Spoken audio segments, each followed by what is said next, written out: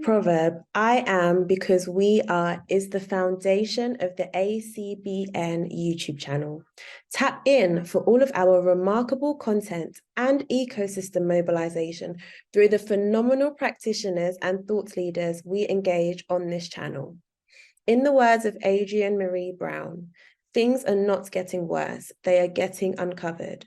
We must hold each other tight to pull back the veil. Get ready for another amazing ACBN powered interview. All right. Welcome, David Harley.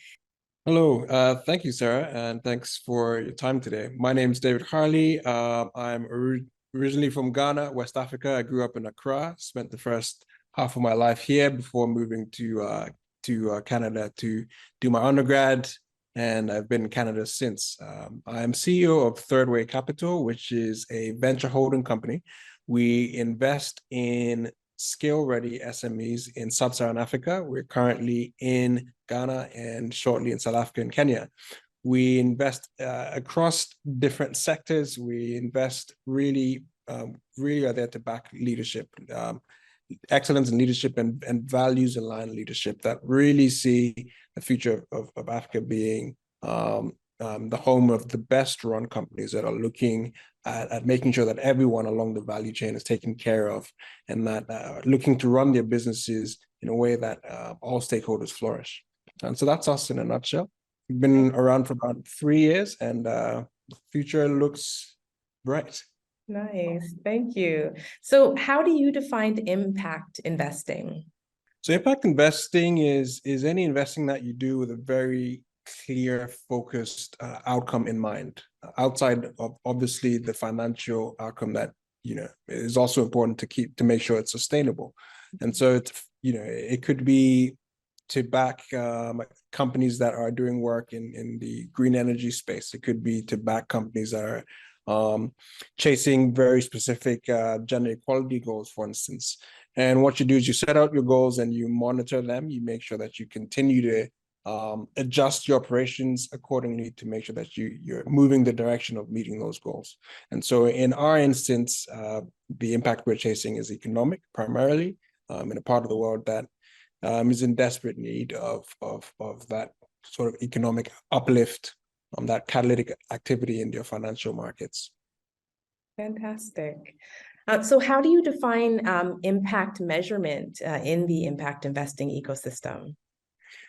Impact measurement, so it can be qualitative and it can be quantitative. Usually you will have a combination of both, and it's akin to what you would do if you're looking at the financial side of the business. Is you would set out some goals around KPIs around your profit, or around your revenues, etc., and you would track them quarter by quarter. Similarly, we would invest in a company and we would say, for instance, if it's a farm, we want to understand what's the effect of the farming activities on the quality of the water. And so we'd set out some goal for what's high quality water, and we'd say, we want to get here. How do we do that? What process do we need to put in place? What spend do we need to make? And then over the year, we would track that to make sure either that we are continuing to maintain the water quality, or that if we're not, that we're tracking towards improving it. At least we're going in the direction of that best in class water quality. And that's just one type of metric. There are other kinds of metrics, as I say, are more qualitative and can be harder to kind of like get your arms around. Right. Yeah. Thank you for that.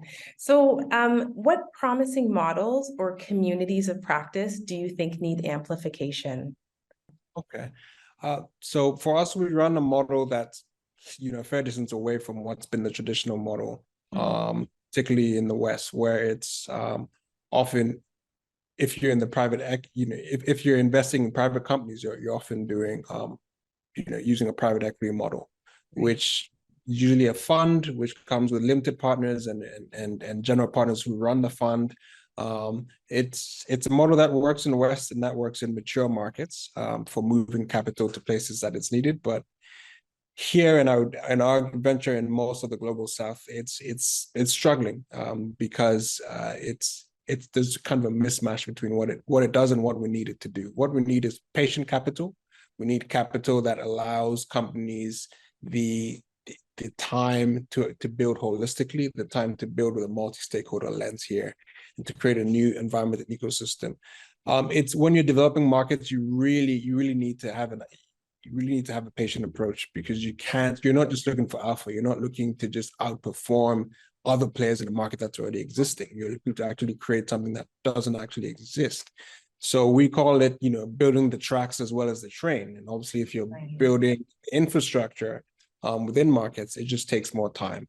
And PE fund models that exist now, in a lot of cases, don't actually give you the time to do that. Now, PE models can work at mid-cap or large-cap companies in Africa for sure, but I wouldn't consider that impact investing. These are companies that are doing well already. They're blue chip companies that occupy a space in a mature market and just need some funding. And so in terms of the ability to move the needle, you're not going to get as much bang for buck in terms of impact as you will in the space where we work, where it's SMEs that really have nowhere else to go for this capital. Right. Thank you. So in terms of inclusion, diversity, equity, and access within the impact investing ecosystem, do you see a lack of inclusion in Canada or globally? So if you go to your average impact sort of association meeting, what you will actually find that it's certainly on the gender side, it's skewed quite heavily towards women, which is interesting. I believe, my observation is that there are a lot of women in the impact space. There are a lot of men that are interested in the space and are moving their careers in that direction.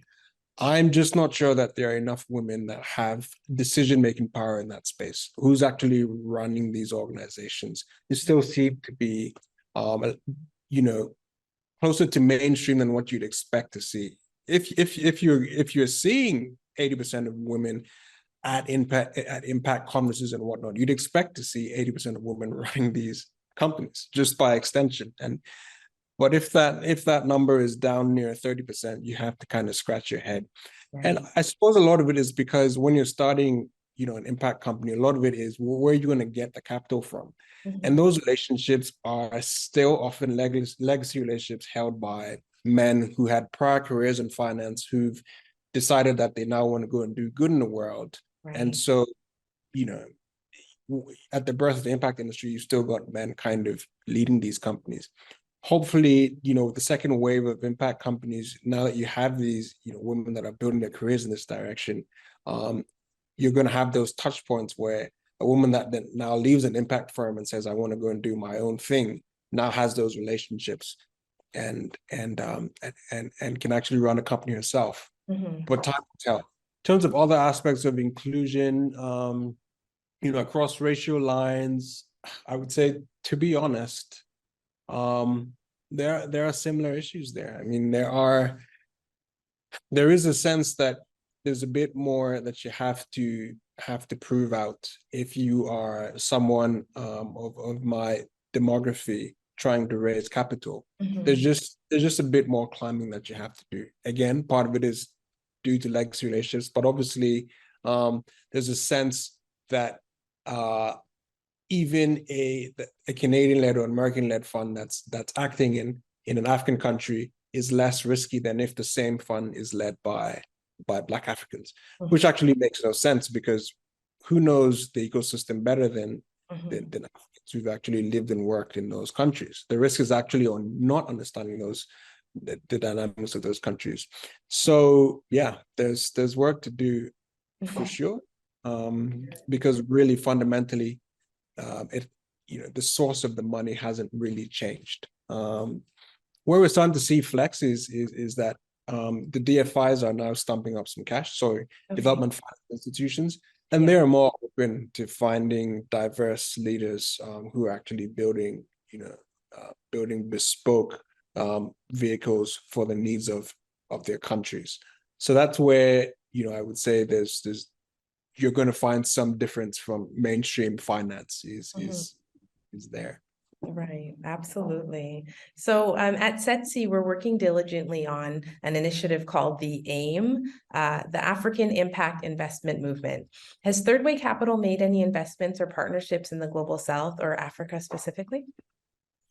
Yes, we have a couple so far, and we have a third pending. Hopefully, it will be done by the end of the quarter. Thank you for that. Do you have any closing thoughts? No, I'm just I love the work you do. It's going to take all of us working from our different vantage points, working through our different relationships to make the change that we're all looking for happen. I see more and more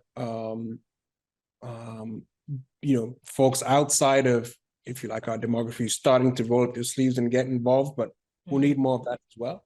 So it's important to keep those connections, keep growing those connections, and that's really where our strength is that the diaspora is so big, and I'm not convinced we utilize it as well as we can. And so the more, Victor does a really good job at this, by the way, but the more we have people that are bringing in different actors, the quicker we'll make progress.